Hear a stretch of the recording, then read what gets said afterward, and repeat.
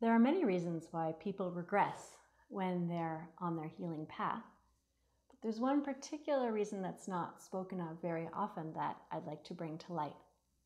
So it has to do with the survivor self and how the progress affects that part of our being. So by the survivor self in this context, I'm talking about the part of us that has to adapt to the limitations in health, particularly when there is a chronic disease of some kind that has produced a lot of limitations over a long period of time. So the part of us that has to cope with it, that's the reality of our life, adapts in ways that make it okay, even though really it's not so okay, but it's our reality. And in order to not get depressed and in order to function, that part survives and makes it okay. And often that part, the survivor self, comes to believe that it's not entitled, it's not worth, or I'd say he or she is not entitled or worth, a better circumstance. And in order to protect against disappointment, because often people, try lots of things when you're not feeling well. It's natural to try lots of things, and sometimes those things don't work.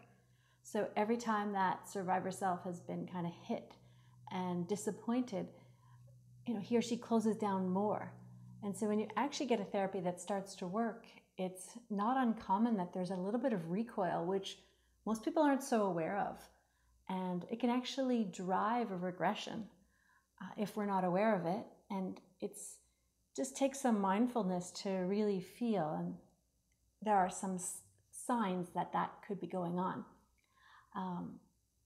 Initial happiness followed by doubts, and it's kind of an uneasy feeling, waking up at night with disturbed dreams for no apparent reason, kind of an irritability, even though, things ought to be better, followed by, feeling worse, often because of the getting into bad habits again or not sleeping enough.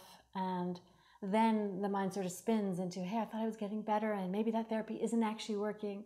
So there's a whole other process that can be really helpful in listening to that voice and, well, first finding it, listening to it, and just reassuring that part that, you've had a hard job coping this while, and, almost talking to that part as though it's a child, because in a way it has some childlike qualities in terms of how you'd parent a child who is having a hard time.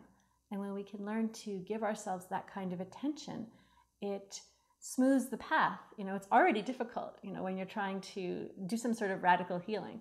So we have to make sure that we don't have any inner obstacles that are in the way. And that's not something that you can just brush aside and kind of let go of in one moment. It's a gradual process, and it requires a type of listening and conversation with oneself that is maybe more honest and transparent than people may even think of accessing, because it's not really spoken of all that often.